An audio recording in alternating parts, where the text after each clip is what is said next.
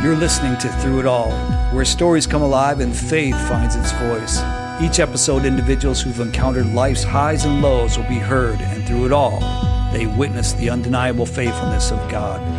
This isn't just about sharing stories. It's about celebrating God's enduring love and transformative power of His grace.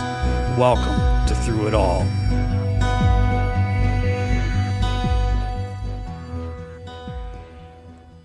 Well, thank you for listening and tuning in. I have a special guest today, Mr. Chris Slater. Chris, nice to have you, my friend. Hello, thank you. Yes, you. I want to start with just saying a couple of things, man. Number one, I've really enjoyed getting to know you, and I count you as a dear friend. And at my list that I wrote, you're up there on the top, man. I'm like, I like this guy. I can talk to this guy. And so I'm really honored. And I can't wait to hear a little bit more because we've had time talk through a lot of the stuff that you've gone through. And being a man of faith, I've seen you grow in tremendous ways.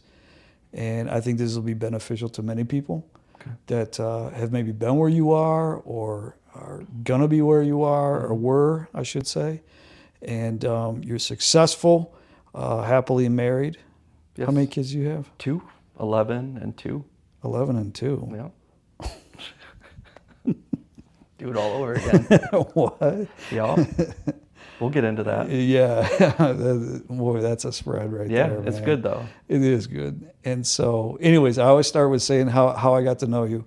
I remember, Chris, your baptism for some reason. Oh, yep. Yeah. Was that 2-3 years ago? Yep. And we had met just in passing. Yeah, I think you mentioned wanting to get together, and that's as far as we had taken it. So I always say this: God called me to tame wild horses, not pump life into dead ones. Right. All right. So you remind me of who's that guy that plays drums for? Is it Blink? Who? Travis Barker? Yeah, that's who you remind me of. Like you got like that same kind of thing. I mean, you don't have the neck tattoos and all that kind of stuff, but I remember seeing you and I'm like, man, this dude looks like a rocker. All right. Because you kind of are a musician, correct? Amateur. Amateur. So what you just told me before we started the show about having a band and getting all that's still amateur? That's real. It's just amateur. Okay. If you're not making a living, it's amateur. So I kind of sense maybe you were an amateur of the faith. Yeah. At that time, well, when I started coming here, because I was really introduced to it by my new wife. So we had been together at that time for about 2 years. Mm-hmm. So I was starting to poke around and learn things that I've always wanted to learn, which we'll get into like early on in my life. Mm-hmm. But you were really at that time, because right at my baptism is when, shortly before that is when I really started giving it attention and trying to learn and be more like Jesus. Yeah. So that was right. Yeah. When so it was getting. I remember that. I mean, I remember something significant when we baptized you. I remember thinking, man, there's just something here this guy's going to do. And there's just something about him that I'm drawn to. I don't think it's the look. No. What's that show, Peaky Blinders? Yep. You got that hairdo, man. Yep. 1920s or so. Anyway, enough of that monkey business. So what I was so impressed with is just your desire to learn and so on and so forth. And so we've been in a Bible, kind of a Bible study thing with 5 of us, I think it is. Yeah. We call it 5 guys, burgers and fries or something of that nature. And I've just seen tremendous growth in you and stuff like that. It's a wild group. It's the best group. Yeah, I love those guys, man. So it's when I was thinking about this, I'm like, I gotta have Chris Slater on. It'll be awesome. So buckle up. Yeah, Chris. So I know a little bit of your story, man. But faith is. How long have you been a Christian? Would you say? 4 years. 4 years. And how old are you? I'm 45. 45. So yeah, 41. So 41 years. Is when I was able to say and be confident that Jesus was my Savior. Mm-hmm.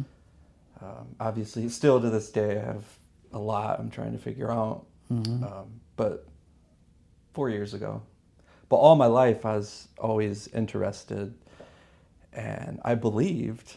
I just didn't know what I. What did you believe in? So I believed in Jesus Christ. I just knew, and I don't know why, because I'm talking when I was really young. I'd want to go to church with my grandma, because no one in my family went to church. We were a military family, so I always lived away from my grandparents. But when we were in Kalamazoo, like in the summertime, I always enjoyed going to church with my grandmother.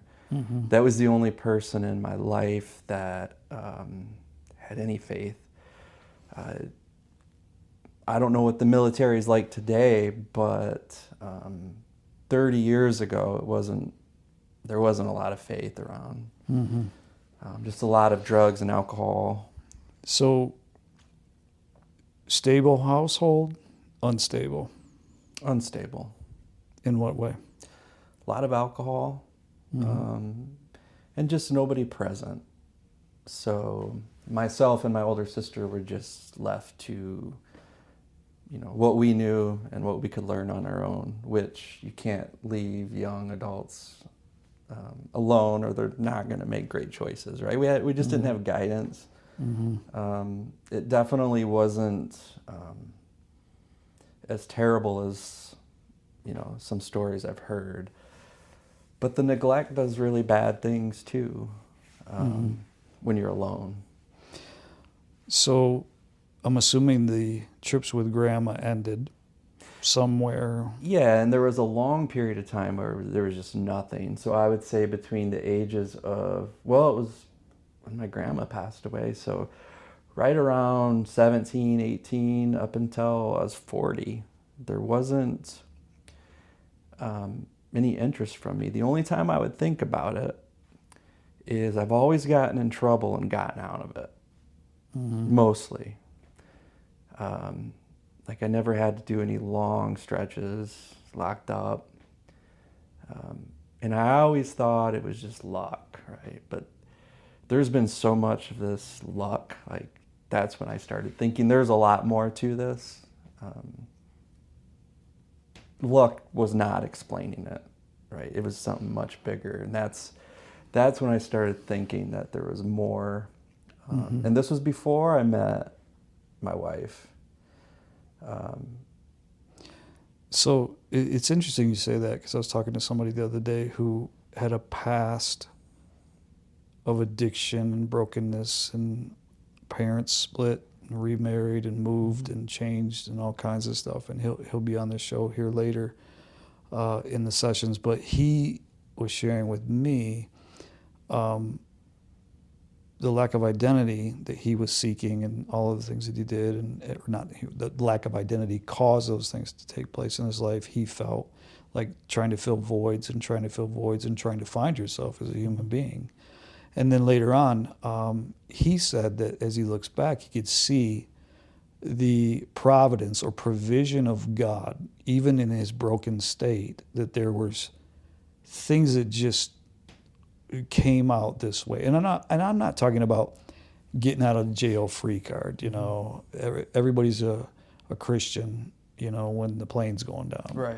But these were places in which he said, man, there had to be something in this. You couldn't put a name on it, because if you don't know who this is, and you kind of know there's a God, and so it's kind of this vague thing.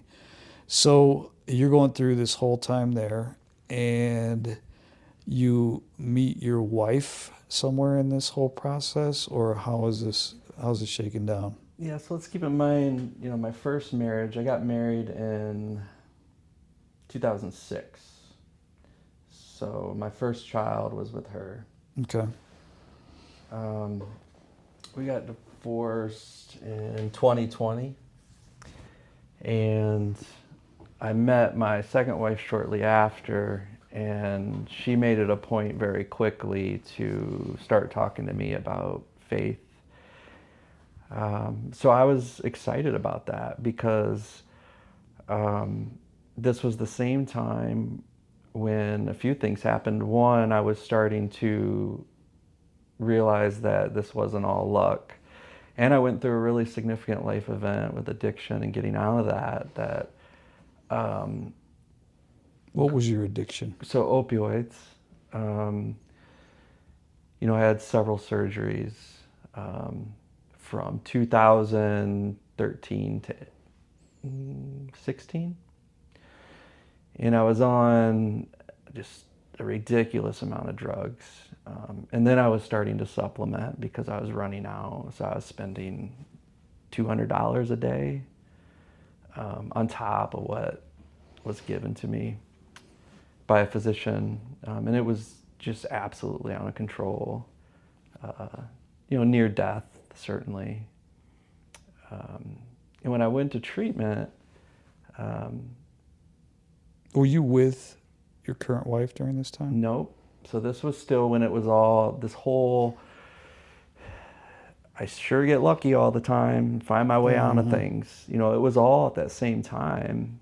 And then going into treatment, I was pretty hopeless. Like I've never felt like that, where I thought it was over. But I made it through, and it was just the peak of, wow, how did that happen? Right? Because I felt so hopeless and I was so sick. I literally felt there was no way out of that. Just violently sick and passing out. There's no way I thought I could have got off that stuff. It was so painful to get off. It's wild. And then shortly after treatment, I met my new wife, and very faithful. Grew up in the church, and it really all just started making sense to me. That part of it, like there's still a ton that I'm sorting through.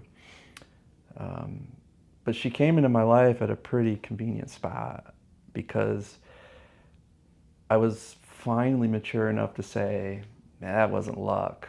All that stuff, the last 30 years that I avoid, like just how I dodged that stuff.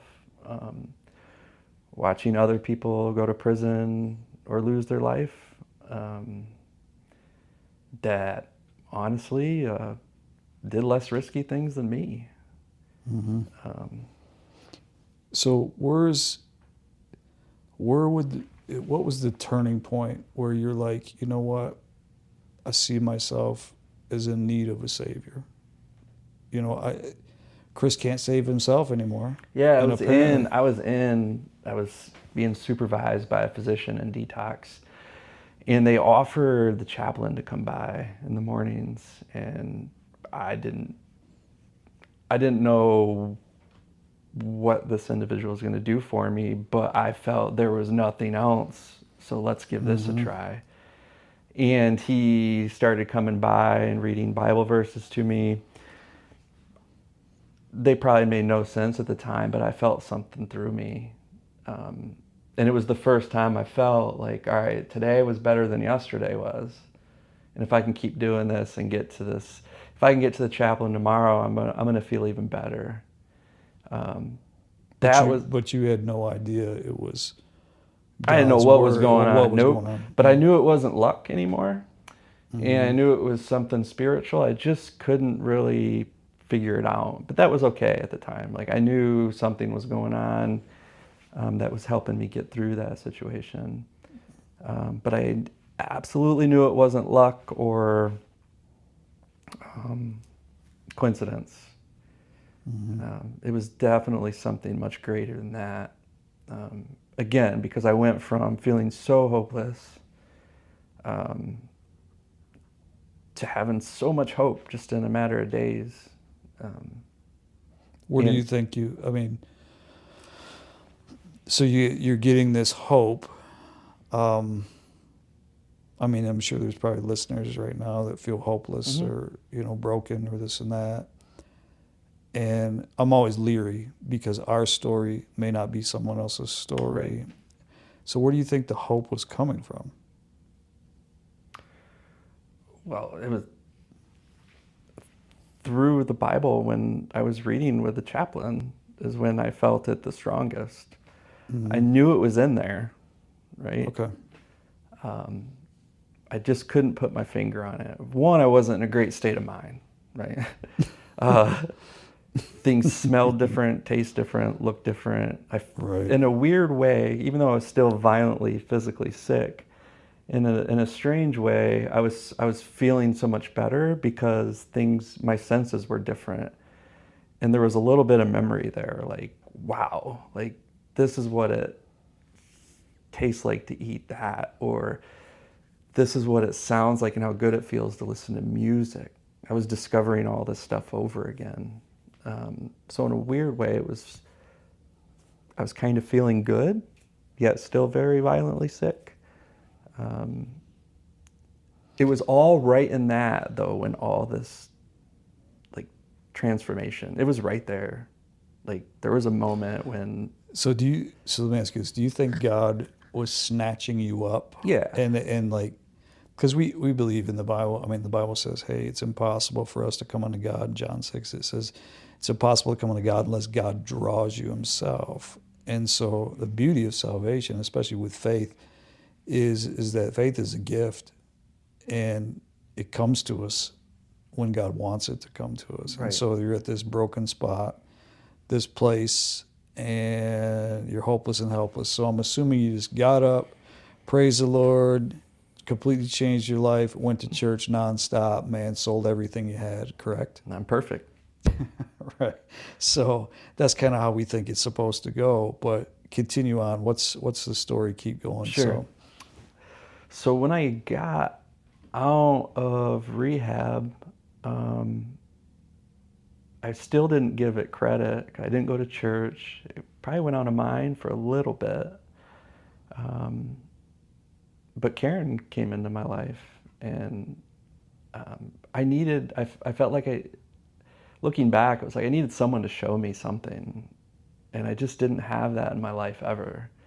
No family, no friends, went to church. It was just gone. Just nothing ever there to poke me and remind me, right? Except my grandma when I was really young. So maybe I just needed someone to put it in front of me a little bit. I certainly, I need help with that stuff. I still do, right? Well, yeah, it's the whole process of that's why we get together. Yeah. You know, I still have people that I get together with that are way smarter than I am, that hold me accountable to things. That we need this, and that's one of the important things about for anyone, us listeners, people that are going this, is that I think there's always hope in some place. Okay, there's always like somewhere, somehow, and God will bring those people into your life. The chaplain, he played a part. This person played a part. This was in here. So this is how God works and moves. And I think sometimes when we get to that spot where we're completely just throw our hands up, is, like Paul said, when I'm weak, I'm strong. And it's almost like there has to be a breaking point. And I would assume that addiction, that point was your breaking point. Yeah, and it was, I remember the day I was out of money, so I couldn't buy drugs. I was sick, violently sick, throwing up. I couldn't function without drugs. And at that point, I didn't care who knew what. So I called my doctor, who I'd been lying to for 4 years. I certainly was in some pain, but not to the extent of what I was walking out of the pharmacy with. And I just told her what I was doing. And I thought she was just going to boot me, but she was right there for me and helped me through it. Then I told my wife. I just told everybody I knew. I told my boss. I didn't care anymore. It was that bad. But everybody was very gracious and understanding. That hit me pretty hard because I didn't think I would be treated like that. Thought I was going to get treated much, much worse. So yeah, and then, that all happened in one day. I think it was the very next day I ended up in rehab. Yeah, and it's been almost 8 years. Sober? Yep. Is that what they call it? Well, Well- yeah. Don't get me wrong. I like to have a beer. Right, but I mean, But this is a like, different. what do you call that? Is it just clean? Yeah, I I've been mean, 8 years clean. I haven't clean's done, good because you don't I'm do not. drugs. I'm not using drugs to emotionally feel better. I'm not using drugs to bury all the problems from my childhood. It's because I didn't use that stuff for fun, ever. It was to feel better and not be hurt. Because once I started taking certain stuff, at the beginning of my surgeries, I discovered pretty quickly that, oh, this fixes emotional pain, not just physical pain. And I remember the day when I said, as long as I got this stuff the rest of my life, I'm all set. Really? And that was probably the second or third day I was on it. So that's scary, because it didn't take 6-8 weeks of messing around. It took a couple days, and it had me. It's pretty scary. I couldn't get my hands off it after 2 or 3 days. And I remember I just remember clear as day telling myself, as long as I have this stuff, I'm just fine. Right. That ran out quick. I was able to push it about 3.5 years after that because I supplemented, right? I bought on the dark web is where I got it from. I bought drugs on the internet, man. I had them overnighted to my house. So, because the doctor stuff only lasted 10 days or so, and I needed to supplement 20 more. And I was able to do that for 3.5 years, and then it got so much, so I couldn't afford it no more. That was it. Does anyone know? Everyone knows. I mean, around me. They did? Oh, at the time. Yeah. Like, so during that 3.5 I'm sorry. years, my question Yep. is, so we're hiding, Yep. right? No one had an idea that I was that sick. I never once got caught buying drugs, having them sent to my house. I mean, there's a science to that. No one ever knew. You know, my wife and my family knew I was on pain medication from the doctor. And I was never messed up where I was like stumbling or, again, I was not high, so to speak. I was taking this stuff at that volume to not be sick.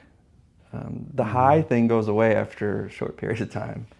And that's what really turns it into just such a sickness, is it's not fun. You're literally just trying to feel normal. And it takes over your brain till you literally think like you're not going to survive without it. You will die. Which is crazy to think of. Like in today's state right now, like I can't even imagine like how could anyone feel that way? Like you're actually going to die. Wow. You're convinced, 100% without a doubt. So when I went to rehab, I thought I was going to die, right? That's what happens. Okay. They tell you won't, so you go, right? Not everybody goes. It's scary. Did you feel vulnerable, or did you just feel like, man, if I don't do this, like I'm gonna die, like, because I can't pay for it, I can't keep going. So you run into this, a lot of people times we talk about the end of the rope or the bottom of the pit. I was there, yeah. Yeah. Yep. Because I was starting to nod out, and Okay. that's scary. Had to throw myself in the shower to stay awake. And that all happened at the same time where I ran out of money. So yeah, I was at the end of my rope. I was there. Okay. So you're at the end of the rope. God Yep. has his eye on you and orchestrates and moves in this way, and his providence and his loving kindness and who he is. And you get out and you meet this young lady. Yeah, and keep him, and it's odd, right? Like the same week I was in rehab, her first husband passed away. Okay. The same year, same week. Then we met, a little over 3 years after. Okay.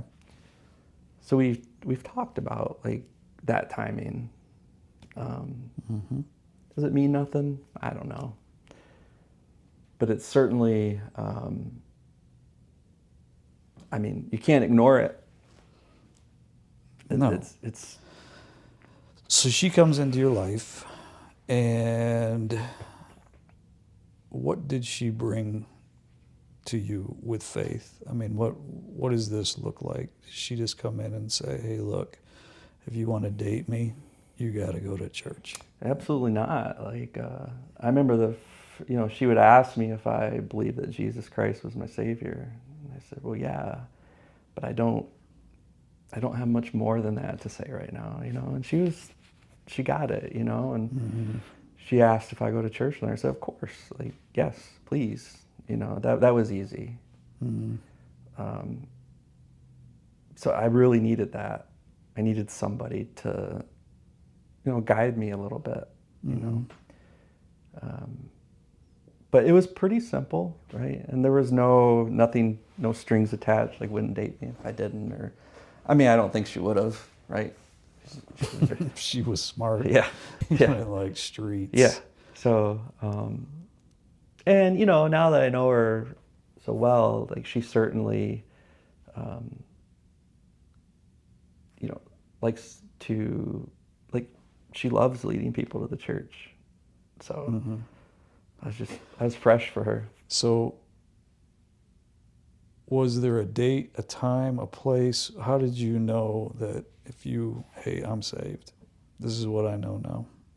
This is my turning point. This is it. Was it a season, a day, a time? Was it here? Was it there? What did your wife lead you to Christ? How give me a little bit more on that. It was with Karen, my wife. Because remember, when I got out of rehab, although I certainly attributed this stuff to something way more than luck, right? And it was Jesus, right? Right. I still got lazy and forgot about it. When she came into my life, she brought that peace, and then I could think back, and then I remembered, remember, Chris, what you got through in rehab. You weren't alone. Something much bigger was guiding you through that. The times when, we were knuckleheads when we were younger, and some of my friends got caught, and I didn't. There was more. Drinking and driving, stealing a golf cart. Did you feel guilt for all of that? Oh yeah, I still do. Yeah, but I'm. So let me ask you this: Yeah, is it guilt or regret? it's a little bit of both. I'm certainly guilty, so that guilt feeling's there. I regret a lot of it. There were times I always told myself back in the day, like, the stuff I did that was bad, like there were no victims because I wasn't a violent person, but there was victims. Someone owned that golf course and I took their golf cart. Like, that was somebody's stuff, right? Right. I could have certainly hurt somebody driving. So did you carry that weight? All the time. So when you gave your life to Christ, where'd the weight go? Well, I don't know where it went, but it certainly got lighter. It was nailed to the cross, my friend. Right. So, but it got lighter. Yeah. And because it's still there, I still think about it, but I have much more. I'm still hard on myself, certain things in life, but with that stuff in my past, where I feel like it's pretty far behind me. Like, I know it's close enough to where it could come back and I can't ignore it, but it's pretty far back there. You think God can forgive that stuff? Yeah, he has. Right. Yeah. So I've But always noticed that I think even in the forgiveness, so we say we trust. We cry out to Jesus and say, hey, forgive me. I understand I'm a sinner. I understand I've done these things wrong. I got the the rap sheet here to show and prove that I've done. I've found in my life that it's I can accept that, but I'm the one who holds on to those things. Do you know what I mean? Mm-hmm. Like I'm the one that goes, yeah. well, if I really was, repentant, I would feel this way. Mm-hmm. And that's where, emotion and devotion. So I'm devoted to Christ, but my emotions are Mm-hmm. all over the place. And that can be a tough one. And that's part of sanctification, the word in which God shows us over and over and over. His mercies are new every morning. Great is your faithfulness. And even when we're unfaithful, he's still faithful. And that's the beauty of it, of him and his work and what he's done for you. And so Chris starts coming to church. Did you understand the word at all, or was it take you a long time to kind of be like, oh man, I see what they're doing? I'm slow with it. Mm-hmm. But that's okay. But no, and I always felt, even if I didn't always understand what was being talked about early on, I always felt very welcome. I felt like I belonged there. I felt comfortable. It's like, hey, this is where I want to be. Mm-hmm. This is where I should be. It feels great. And I'm not just saying here at this church either. I started somewhere else. And while I like it here better, like even there, I felt great about where I was at, and I was excited for what I knew ultimately I'd be trying to learn and transform and become, right? Mm-hmm. Still today, like I know I got work to do, right? A lot to continue to transform. Mm-hmm. I get it. I'm way different than I was several years ago, Mm-hmm. but I've got some work to do, and I'm excited for it. I'm not in a hurry anymore. I remember I used to be like, I got to hurry up and learn all this stuff, right? That bad word, learn. And I was too focused on trying to figure out what it meant line for line if I was reading the Bible, and not so much about actually becoming and being more the like practical. Yeah. Like, hey, you can read this and know this. And I know a lot of those faith. people, and they're not. It's like, all right, great, you're a scholar with this. It's cool, but Yeah, but a scholar without action yeah, or obedience. there's It's a lot of interesting. that. Jesus said in John 15:13, he says, greater love has no man than this, and he laid down his life for his friends. We know that. Mm-hmm. He was speaking of himself and everything else. Then the next verse is interesting because he says, you're my friends if you do what I say. And so there's like the catch. Everybody loves that, Oh, that shows the love of Christ for who he is. But I think sometimes we forget. Do you find it hard to obey? Yeah, not all the time. But yeah, I like to have a good time, man. And you can still do that, but you gotta, Mm-hmm. and I just try to be really mindful of that stuff, What do you like when you say have a good time? Like, I love to gamble. Okay. I love it. It's not a great idea, Mm-hmm. right? So if I want to stay away from that stuff, I have to intentionally remind myself it's not a good idea and be mindful about it. And then for a long time, I felt bad about wanting to do something like that. I'm past that. I don't feel bad anymore about saying, you know what? I kind of want to go play roulette tonight. I don't feel bad about that no more. Mm-hmm. So what? Mm-hmm. I'm not going to tonight. Well, it's part of the legalism that gets in our souls. Oh yeah. We're jumping on a trampoline, the faith trampoline, and we're going to take a picture of the person that jumps the highest, Right. and they're going to be Christian of the month. And I think sometimes, like the Bible says, everything is permissible, but not everything is beneficial. Right. Yeah. So you can do what you want, you Mm-hmm. know. But I want, like you, I hear you saying kind of like, I want to do what pleases God. And sometimes I have to kind of check that. And that's what, Yeah. I mean, we're constantly, I mean, forever until we meet him face to face and leave this earth or, you know, pass away. We're going to be flesh and spirit in tension. You Right. know, my Right. flesh says, hey, I want to do this. I want to do this. And if you think about it, that's your story too. You know, the flesh is overtaken by this drug, Mm-hmm. and I'm consuming it, and it's now I got to keep this flesh alive. I've got to keep this thing Mm-hmm. going in the right direction. My flesh is so dependent upon this, I can't even do this. And then you meet Jesus, and you're like, I gave him my life, and people go, oh yeah, well man, it was an instant transformation. Yeah, in the heavenly realm, you're no longer yours. Mm-hmm. You know, you belong to him. But it's like this we're constantly, you know, being transformed by the renewing of our minds daily. So when you become a believer, or God snatches you from sin and brings you to life, or from death to life, and from sinner to his child, one of the things that we have to remember is we don't get a new brain. We don't Mm-hmm. get a new body. Exactly. Yeah. We don't get that. Now we have to press against that. Mm-hmm.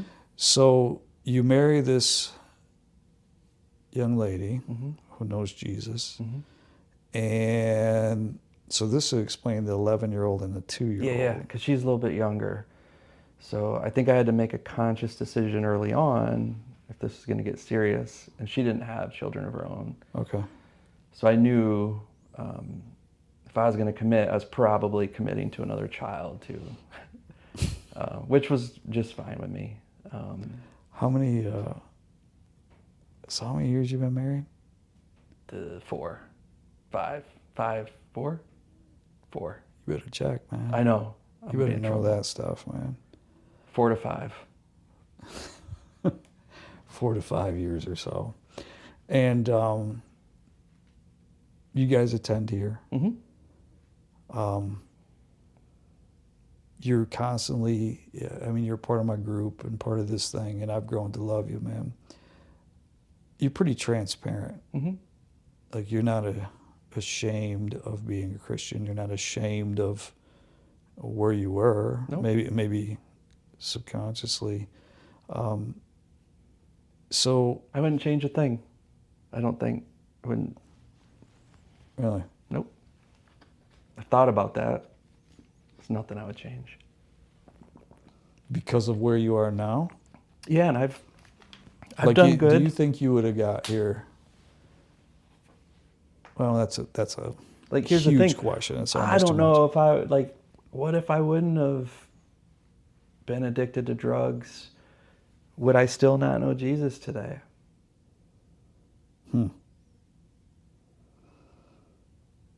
Yeah, I mean, it's Why would I change anything? Like, I have. yesterday. One of my friends said this. He said, "There's no wasted suffering Right. in the economy of God, Right. in the plan of God." Meaning that suffering and pain and brokenness and these things bring us to, you know, they're often the vehicle. Mm-hmm. And even for a believer, I preached a couple of weeks ago about, he was talking to Thessalonians, and he was saying, hey, look, God is right. His decision is correct in giving you this suffering that you might be worthy of the call. So there's a purpose for these things.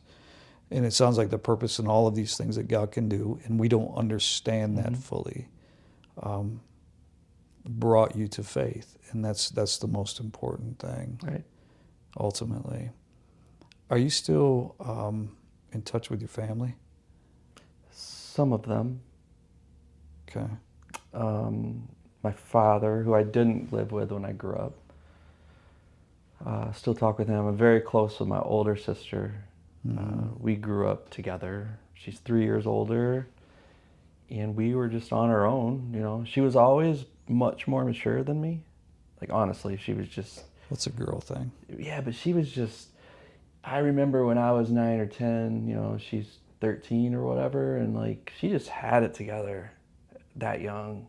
She made dinner for me. She made sure I was doing my homework. Like she was young. Mm-hmm. Are you the only Christian? Yeah, yeah. Well, my dad, kinda. Is that tough? Um, Sometimes. I don't know. That's a hard question. That's a super hard question. Um, We probably don't have time to go down that road right now. yeah, I'm just not even sure. Like, I wish, right? Like, You pray for them? yeah, I do. Mm-hmm. Yeah. And that was hard at first, right? That was some growing up I had to do. Was praying hard for you when you first became Christian? Not too bad, no. But for people that like praying for people who I thought may have wronged me was hard. That changed over time. Mm-hmm. And I can't even put a finger on when. I just know that early on I did not pray for people that I felt wronged me. Mm-hmm. It's different today. And I don't know what changed, right? I mean, I've been evolving over the last few years. Well, no, it's spiritual maturity. Mm-hmm. Yeah. So, I mean, just like, I think we have to remember that, the Bible always speaks of milk and solid food, of young folly and fathers respecting and honoring and older men, so there's this progressive movement, and we should expect the same in faith. Faith, it's nurtured, it grows. So I want to kind of speak now to a couple of things that I want to bring hope to people mm-hmm. that maybe perhaps are hopeless, or they're like, man, I can't quite get to that point yet. Mm-hmm. How important is your faith to you? It's the most important thing to me these days. Even when I first met Karen, my wife, I struggled with saying that Jesus was more important than my family. I love my kids, Jason. Right? Everyone loves their kids. That took some time. But today, confidently, it's the most important thing in my life. Mm-hmm. It got me through all that stuff that I considered luck for so many years, right? That was Jesus. Mm-hmm. No so doubt. you're attributing all of the things to him and 100%. His love. And even today, right? Like, I'm very grateful for what I have. It's not me, right? Like, so now I need to figure out what I'm supposed to do with stuff I'm able to give, whether it be time of mine or if I want to contribute financially to things. Like, mm-hmm. I got to be a good steward of my time and Right. any of my resources, what I'm supposed to do with it, right? So I've Mm-hmm. committed a lot of my time to children, family services, and recovery stuff, right? Like, Right. that's important to me. And I know I've helped people. Yeah. And that's why I say I wouldn't go change anything, because I know what I've done over the last, 5 or 8 years is like, it's worth what I had to go through to Mm-hmm. do the little bit of good I've done. Right. So I wouldn't change all that and then not have the opportunity to do the good I've done.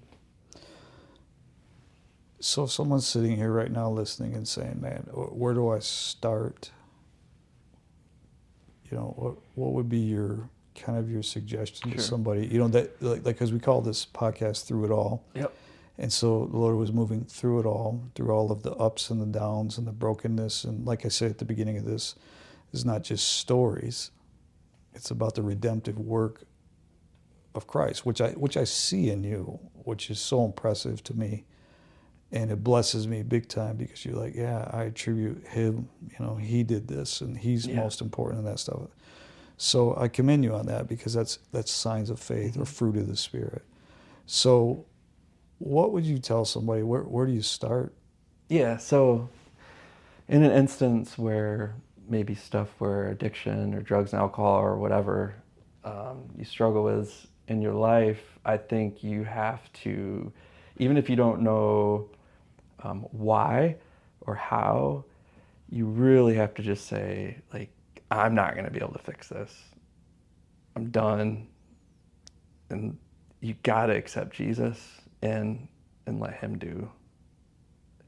So it's almost like a dual surrender. Yeah. I surrender that I can't fix this, and I surrender to your lordship that I know can. Yeah. He'll make it. So step one, surrender. Mm-hmm. Believe and trust. Like, you have to. Mm-hmm. That's all I had. I had nothing else. I had to believe and I had to trust God. That's literally, and people will know when they're there. Mm-hmm. If they're not ready, they're not ready. If they're not ready to invite Christ in their life, if they're not ready to quit using drugs, whatever it is, they know. But if you're serious about it, you gotta just let it go and let God do it. Because I tried for a long time, my whole life, to be a better person and make better choices and doing it my way, right? Mm-hmm. My way is goofy. Right? Everything I do is goofy, man. Like, it just doesn't work. Right. That's why I'm the first to just say, like, I can't do that stuff on my own. Like, I need God. Well, that's why it's so important, man. Yeah. I mean, you're preaching right now. It's It's impossible. You know, I think sometimes in the church we can kind of assume that everybody's doing good. You know what I mean? We put on the Jesus suit when we come here, and we're smiling and everything. Yeah, I wish that would change, right? And it's like, because I still screw up. Yeah, but Like, you said something important at the beginning of the show. You talked about how people accepted you in your broken state. mm-hmm. And there's a line there. Do you understand what I'm saying? Yeah. And there's a line there saying, hey, look, if I admit that I'm broken, do you know what I mean? And I understand that I'm broken, but loving people unconditionally, you know, and putting those places in there. Not saying, hey, I appreciate your sin. That's awesome. And I by the way, it endorse wasn't everyone. So I don't want everyone out there to think, uh-oh, there's people close to me that won't accept this, so I don't want to say anything. Trust me. That's why I had 2 wives now, right? Like, there was one wife that she was not okay with what I did, right? It just wasn't. Okay. So not everyone around you is going to be okay with it, but you can put a little more attention to those that you can tell are completely okay with it. And How important is it, do you think, for Christians to love people in brokenness? it's not negotiable, right? That's a good word.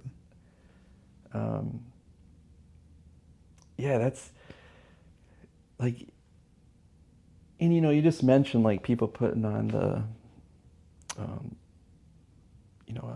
Jesus suit. Jesus suit. And people need to stop that, right? Because everyone's got something that's not great. Mm-hmm. We're all broken. Yeah. Nobody out there is not broken. There's a pastor I think he used to say all the time. I loved his statement. He says, if you're breathing, you're broken. Yeah. If you're breathing, you're broken. So we all have sins. We all have these things. And so that's one of the things that I love about our church here is that it's okay. We're it's all great. trying to go. We're working toward. And if I need a crew, like, I can come grab 5 or 6. Mm-hmm. I know it'll be all right. Oh yeah. Yeah. Oh, from the Five Guys burgers and fries. There's a handful around here, right? Yeah, and it's under, part of the reason that this podcast was started is just to hear stories, because nobody out of the hundreds and hundreds of people that go here, this is a new voice, Sure. and they didn't know you experienced that. You know, I think sometimes we often assume that, you know, he grew up a Christian and lived a Christian and always been a perfect Christian, and, you know, the best Christians never have problems. And I just don't think that. I mean, you're a trophy of grace, you know, in God's cabinet of His grace poured on you, His mercy, His favor. And yeah, man, I'm super blessed by you. I don't know why. I think it's because I get your heart. Maybe you're a wild horse. I don't know. But I also think that you've truly been transformed. Yeah. Like truly transformed. I feel it, yeah. Yeah. Anything else you want to say to anybody out there? No, I think the biggest, you know, I mentioned it, is just quit, you know, if you are struggling with something, it's like quit trying to do it yourself or your way, right? It clearly doesn't work.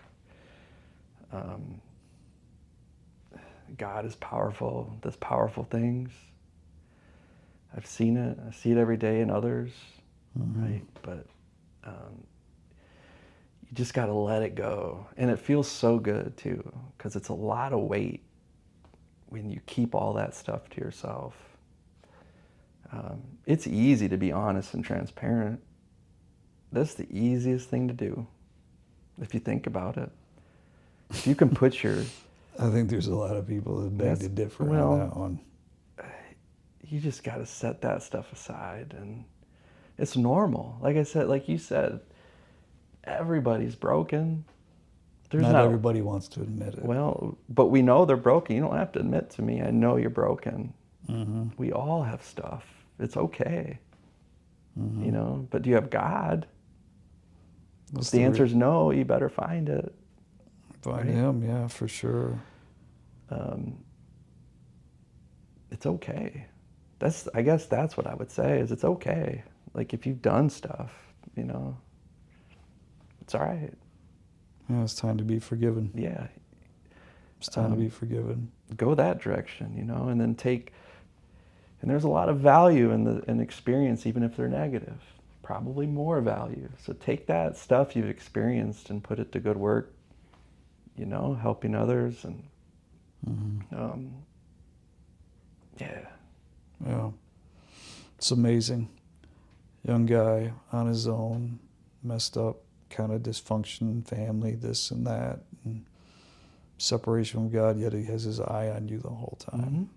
For a long time, right? A long time, man. And so, been a Christian for 4 years, going on 5, baptized a few years ago, living out the faith, and so I'll land the plane right here, man. It's people like you that bring me just a validation to the gospel. Not that it needs it. Sure. Don't get me wrong here. But I think when I see, like, it's the stories of people like you where I wasn't involved in that, but the Creator of the universe is masterfully moving in His perfection and holiness and guiding you to the cross and bringing you to that saving faith. And it just reminds me, and that's what I wanted to do for everyone, is that there is hope in Christ. And it may take us a little bit to get there, but what an incredible gift is to have that sin and all that lifted from my shoulders. Yep. And then to be able to, as Calvin said, he said, guilt, grace, gratitude. We are guilty. By God's grace, He brings us to salvation. And then we live a life of gratitude. That's one thing I see in you. Pretty grateful. Yeah, thank you. Thanks for being here, Chris. You bet. Appreciate you. Man, love you big. Love and you. We'll look forward to, maybe we have to do part 2 someday. All right, man. All right, brother.